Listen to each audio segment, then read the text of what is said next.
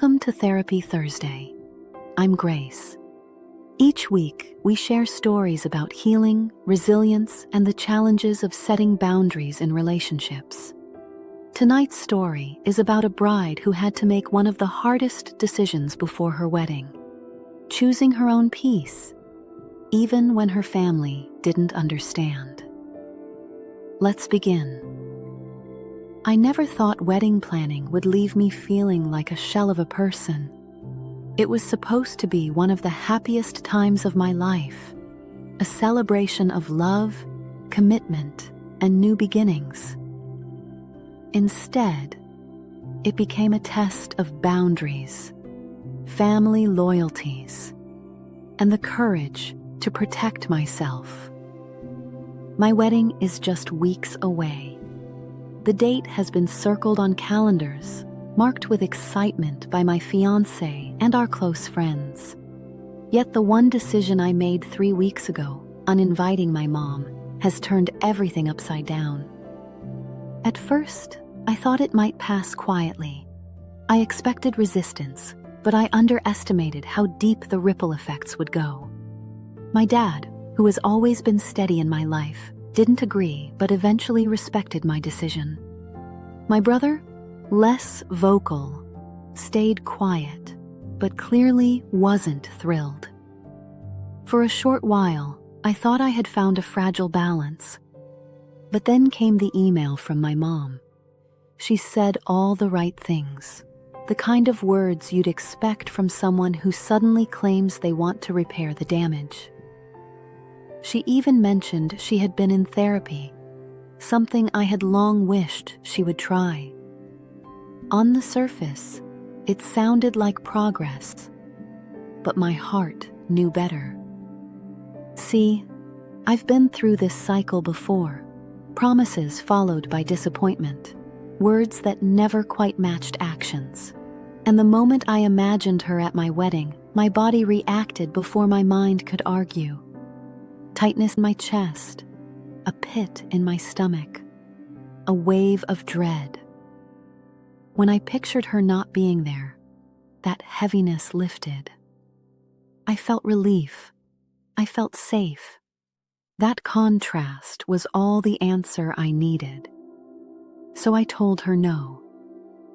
The fallout began almost instantly.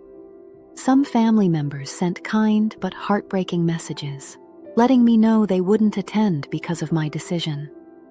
Others, more distant relatives, sent cutting remarks I refused to spend my energy on. Still, there were glimmers of light.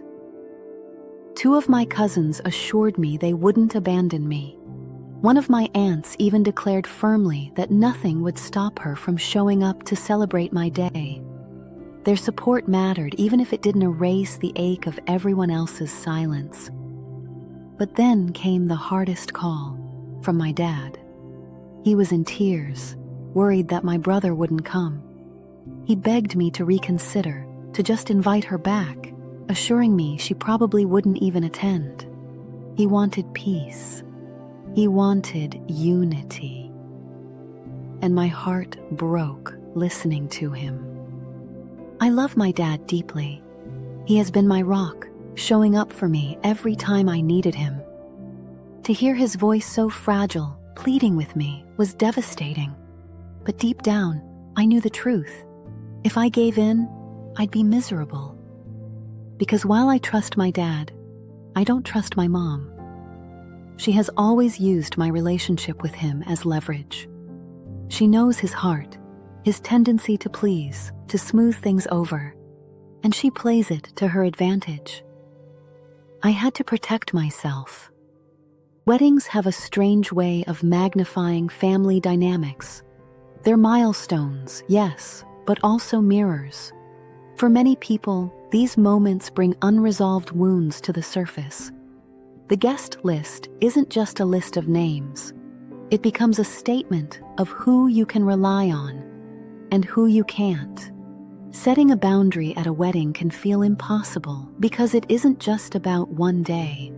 It's about history, about years of pain and healing, about deciding whether you'll carry old baggage into a new chapter. That's what makes choices like mine so heartbreaking.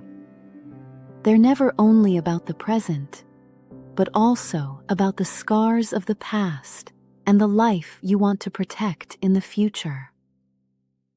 I reached out to my brother, hoping he'd reassure me he'd still come. But he didn't respond. Silence can sometimes be louder than words, and his absence in that moment cut me more deeply than the angry messages from distant relatives. I felt stuck, tired, like no matter what I chose, I'd lose. All I wanted was 1 month of peace before the wedding, a time to celebrate love without family drama. But once again, it seemed impossible. The worst part was how it made me feel about my family as a whole. I wondered if they cared about me at all. Time and time again, my mom had treated them poorly too, yet they were willing to side with her over me. It made me feel invisible, disposable, like my pain wasn't enough for them to see the truth. One night, when the weight of it all felt unbearable, I tried something my therapist had suggested, imagining the day itself. I closed my eyes and pictured walking down the aisle with my fiancé's hand in mine. I imagined laughter at the reception, the music, the dancing, the joy of seeing people who truly supported us. And in that picture, she wasn't there. The absence didn't feel like a loss. It felt like calm. Then I tried to imagine the same scene with her there. My shoulders tensed, my chest tightened, and suddenly the whole vision dimmed. That contrast told me everything I needed to know. Peace isn't about who's in the room. It's about whether the people in the room allow you to feel safe. But then, something shifted. I told my fiancé about the conversation I had with my dad. He listened carefully, and I could see the frustration building in his eyes. Not at me, but at the situation. He and my dad have always had a good relationship, one built on mutual respect. So he decided to call my dad directly. That call lasted 45 minutes. And in those 45 minutes, something changed. My fiancé reminded my dad of a truth he had perhaps buried. He divorced my mom because the relationship was toxic. He chose peace over chaos. And now, I was doing the same. My fiancé explained that I didn't get the chance to escape when they divorced. I was a child. Now, as an adult, I was finally able to choose peace for myself. He also told my dad something he hadn't realized. I don't air out every ugly detail about my mom. I protect him from it because I know how painful it is. But the few stories I did share were enough to shock my fiancé. He had once told me he couldn't believe I still spoke to her at all. Then came the most powerful part of the conversation. My fiancé asked my dad to imagine if the roles were reversed, if it were his family. He said, "If this were happening with my sister, I'd be there for her no matter what. I'd call her, I'd support her, even if it meant disagreeing with my mom." He challenged my dad to see that if my brother chose not to show up for me, that was on him, not me. That choice would damage our relationship, not my boundary. And it worked. My dad finally understood. He agreed with my fiancé, admitting he'd be disappointed if my brother didn't show up. Then he made a promise. From now on, if he ever needed to talk through anything related to my mom's drama, he'd call my fiancé instead of me. He realized he had been dragging me back into a cycle I was trying so hard to escape. He even apologized, profusely. He admitted he sometimes struggles to see when he's caught in the middle, especially because of his challenges reading social dynamics. But he meant it. And for the first time in weeks, I felt like I could breathe. This experience hasn't been easy. It's left scars and shaken relationships. But it also reminded me of something important. Boundaries matter. Protecting your peace isn't selfish. Sometimes, even those who love you need reminding of why you made a choice. It's not about rejecting family.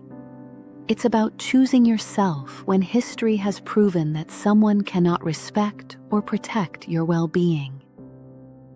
My wedding may not look like the picture-perfect celebration I once imagined, but it will be real, surrounded by those who chose to stand with me, not because it was easy, but because they knew it was right.